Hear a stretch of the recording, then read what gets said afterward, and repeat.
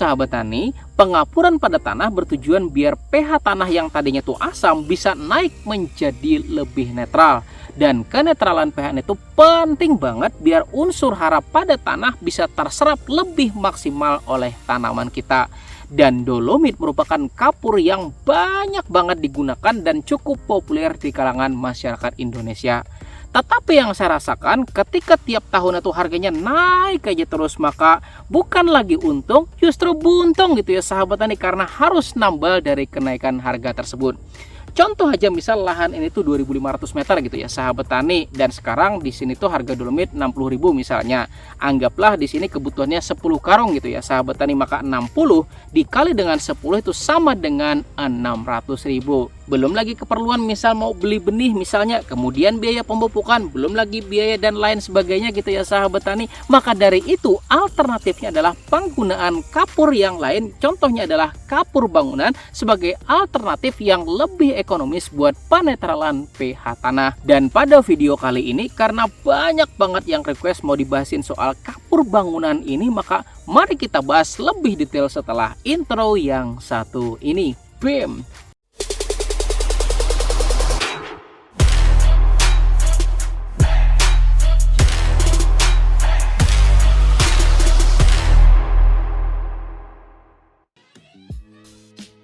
Dan buat Anda yang sudah klik tombol jempolnya dan share video ini, mudah-mudahan ilmunya jadi makin berkah dan rezekinya jadi tambah banyak lagi, amin. Sahabat tani, perlakuan pengapuran bertujuan biar pH tanah yang tadinya tuh asam bisa naik menjadi lebih netral. Dan beberapa manfaat dari pH tanah yang netral itu pertama, penyerapan unsur hara di dalam tanah menjadi jauh lebih maksimal lagi.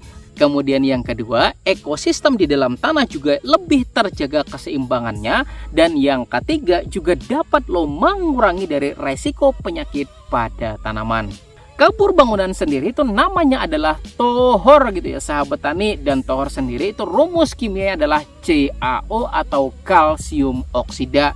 Dan dari referensi yang saya baca kayak gitu loh, kapur tohor itu diproduksi melalui proses pembakaran kapur murni yang rumus kimia itu adalah CaCO3 menggunakan suhu yang tinggi buat menghilangkan karbon dioksida sehingga dihasilkan kalsium oksida atau CaO yang ketika dilarutin di dalam air maka bakal berubah lagi menjadi CaOH2. Dan secara pH dasar, CaO yang kemudian dilarutin ke dalam air itu memiliki pH yaitu 12, yang dimana ketika kita siramin pada tanah pertanian bakal mempengaruhi dari pH tanah pertanian kita.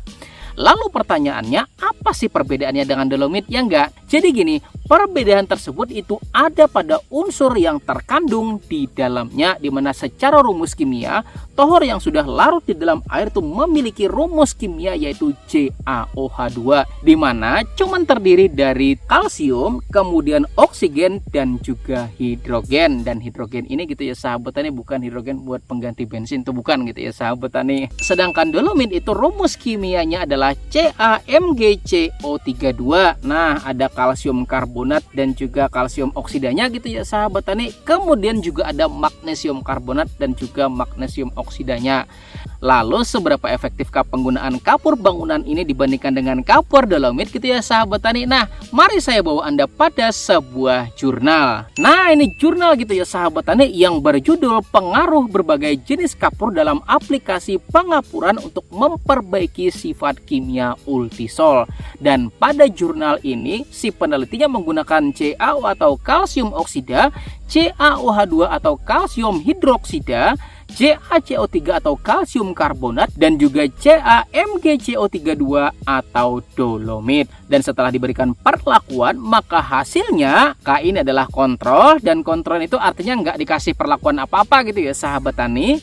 Kemudian A ini adalah kalsium oksida, kemudian yang B ini adalah CaOH2, yang C ini adalah kalsium karbonat atau CaCO3, dan yang D ini adalah CaMgCO32 atau dolomit.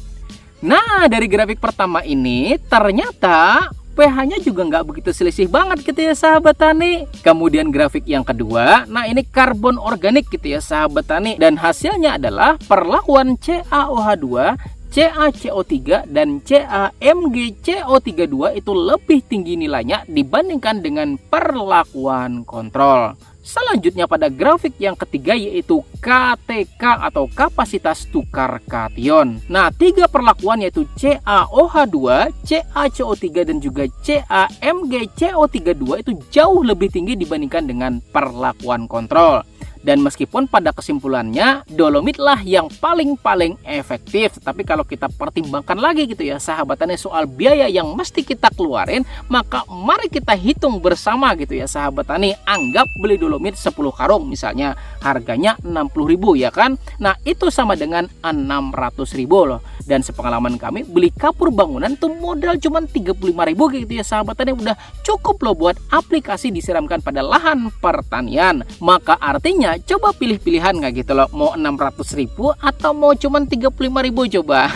Ya emang sih yang 600.000 ini secara kualitas perbaikan lahannya itu lebih baik gitu ya sahabat tani, dan itu memang karena selain ada kandungan kalsiumnya, dia juga memiliki kandungan magnesium kayak gitu ya sahabat tani. Sedangkan yang 35.000 ini cuman ada kalsium oksidanya aja kayak gitu loh, atau kalsiumnya aja. Tetapi pada dasarnya magnesium itu masih bisa kita berikan pada saat susulan, pada saat kita menanam kayak gitu ya sahabat tani. Dan bukan cuman itu aja kayak gitu loh, yang paling kerasa buat Anda yang punya lahan itu sampai setengah hektar misal, dan keperluan dolomitnya anggap misalnya 20 karung, dan anggaplah seperti tadi itu harga dolomitnya adalah 60.000, maka 20 dikali 60.000 itu sama dengan 1,2 juta kayak gitu ya sahabat tani. Dan itu nggak sampai di situ aja loh, buat Anda misalnya yang punya lahan di ujung sana misalnya sahabat tani, yang mau ke sana itu butuh waktu dan juga tenaga, apa yang terjadi coba. Dan kalau Anda nggak mampu kerjain sendiri, misalnya Anda ngupah orang di ojekin kayak gitu ya sahabat tani, dan anggaplah misalnya ojek ke sana tuh 2.000 per karungnya misalnya. 2.000 dikali dengan 20 karung itu sama dengan 40.000 gitu ya sahabat tani. Belum lagi tenaga kerja lainnya kayak gitu loh, buat penaburan dan lain sebagainya, ya nggak sahabat tani. Nah, jadi silakan pertimbangkan sendiri mana yang paling cocok untuk Anda sendiri. Dan video ini bukan mau mendiskreditkan yang namanya dolomit itu, enggak gitu ya sahabat tani. Cuman bagi daerah-daerah yang jauh dari sumber dolomit, yang kalau kita beli itu butuh rantai distribusi kayak gitu ya sahabat tani, mulai dari produsen, kemudian distributor, kemudian ada agen penjual, baru sampai ke kita kayak gitu loh.